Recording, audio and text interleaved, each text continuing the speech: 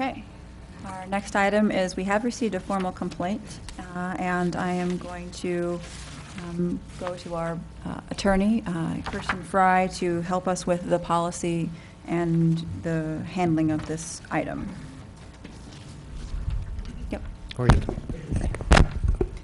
Good evening. My name is Kirsten Frey, for the public, and I just wanted to walk through with you the procedure that the board is required to utilize when dealing with a complaint filed pursuant to the complaint policy found as Appendix 6 in the board policies. At the outset, I think it's important for the board to recognize and acknowledge that once that complaint is filed, there is a several-step process that the board needs to go through in resolving any complaint filed under that Appendix 6 policy. The first step that the board has to take is taking a look at that complaint and deciding as a preliminary matter whether or not the board would like to take action on that complaint. The board has the choice of whether to take action on the complaint or to decline to take action on that complaint. Once that decision is made, if the board has decided to take action, there is yet another decision that the board has to make. And that decision is whether the board should consider the complaint based solely on the information provided to you, the written information provided to you, and that would include both the complaint and the administration's response to that complaint that was contained within your board packet. In the alternative, the other option for the board is to schedule a hearing on the complaint at a later time. At that point, the hearing would be scheduled for a later date. You would need to determine how much formality you would like to have in connection with that hearing. In other words, some of the issues that you would need to decide about is whether we were going to follow strict rules of evidence and what type of discovery you were going to allow and those types of issues. And then that hearing would be scheduled. Upon that hearing, you would then need to make a written finding and respond to the complaint.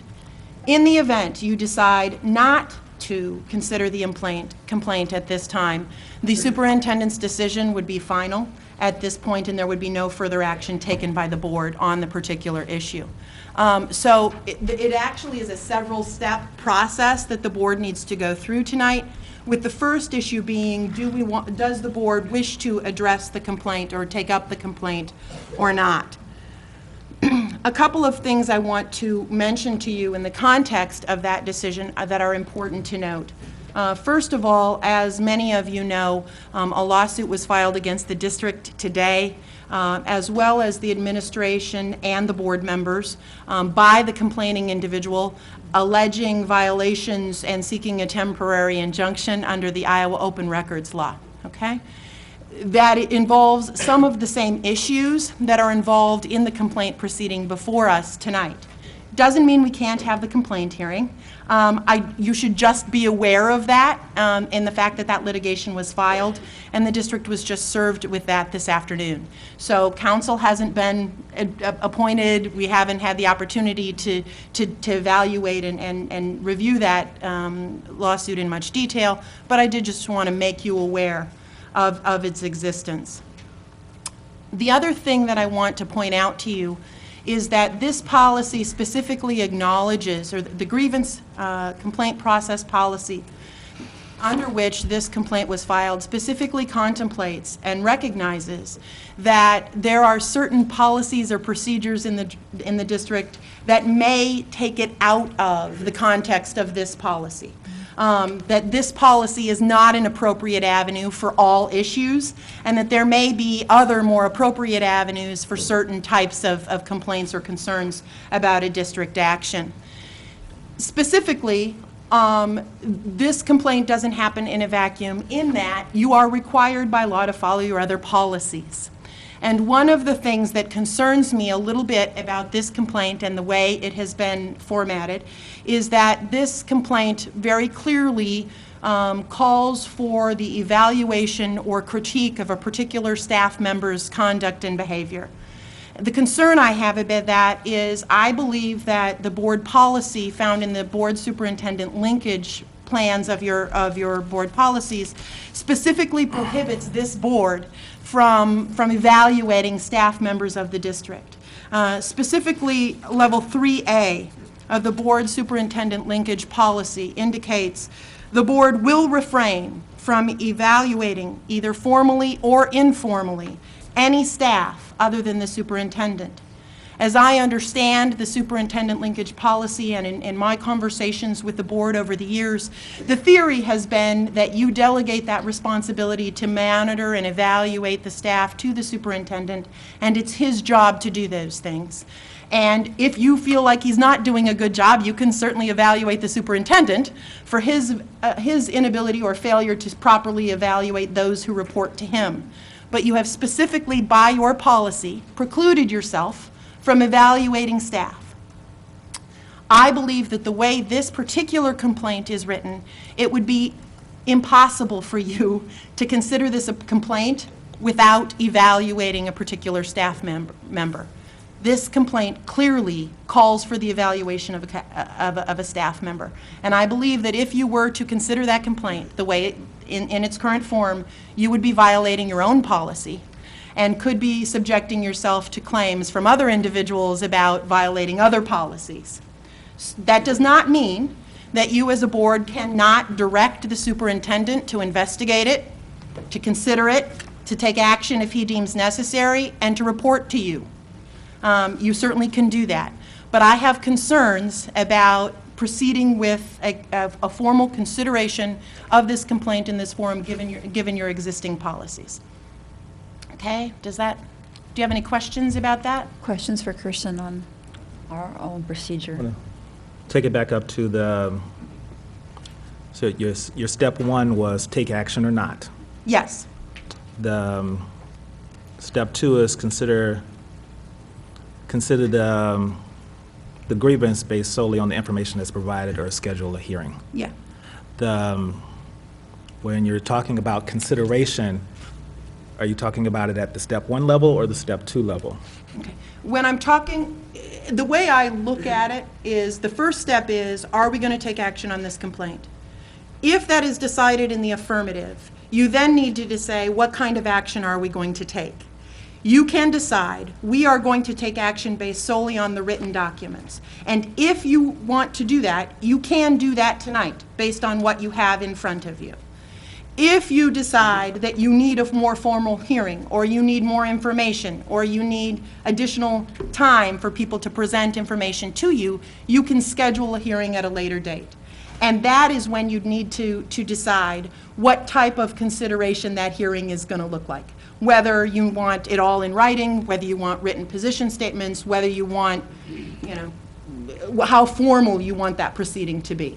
So taking action, I want to understand that taking action now in the context that you suggested before in terms of directing the superintendent to investigate, that wouldn't be in the context of considering the grievance or considering the grievance or scheduling a hearing. I'm sorry, I think I understand your question a little bit better. I apologize. I think what you're asking me is, if we are concerned about it and we want to say to the superintendent, we want you to investigate this, does that mean we have to consider it?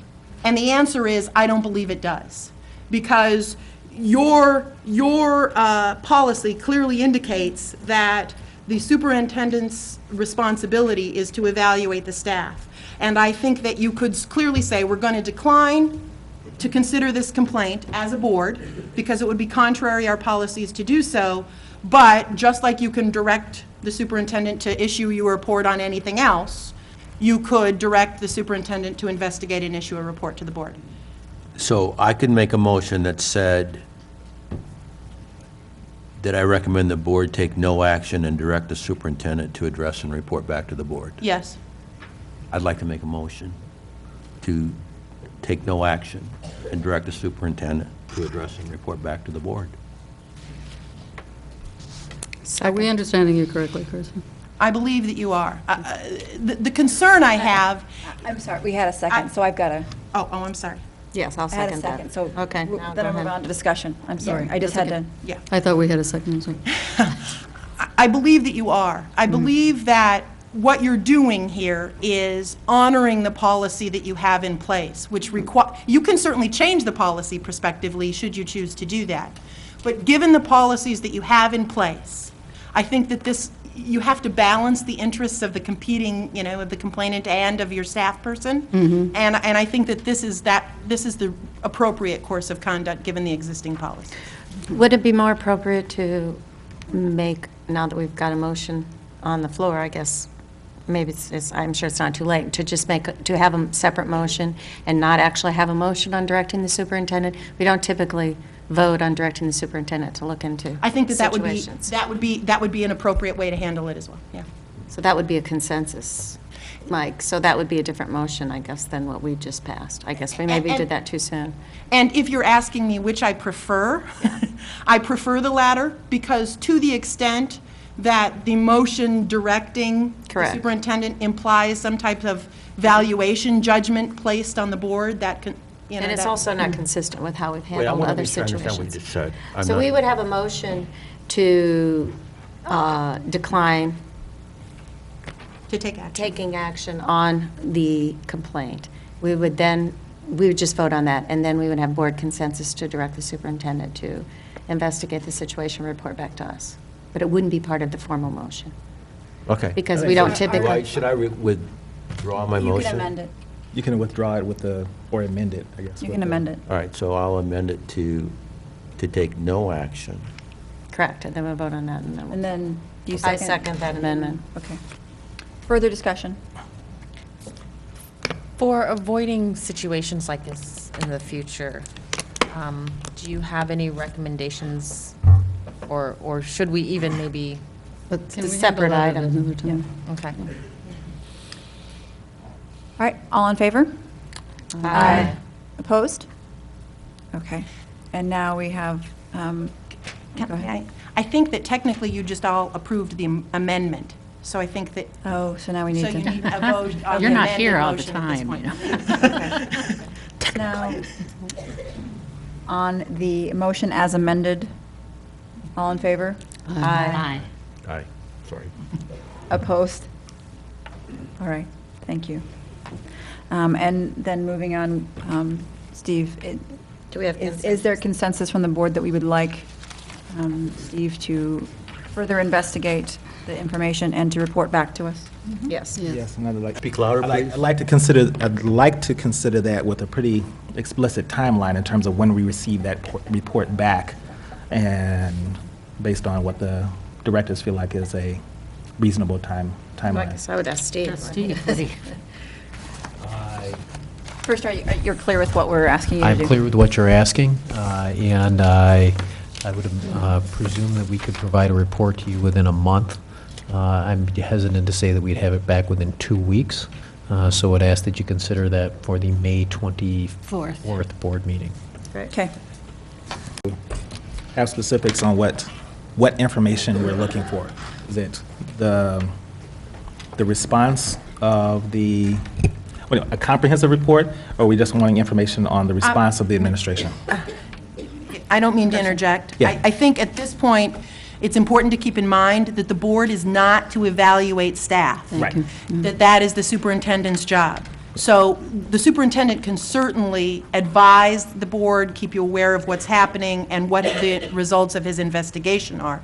But I'm concerned about the board dictating to the superintendent what types of things that he should do and look for in connection with his evaluation of staff, because I think that that's something you've clearly delegated to the superintendent. Yes. Right. So what I was asking about more was the evaluation of the process, or a report on the results.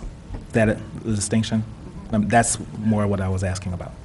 I think that the process is fine to talk about, but I think that what I would advise doing is saying to the superintendent, we would ask that you do what you're required to do under our policies, which is evaluate the staff member, because we've received this complaint, and report to us what you've done.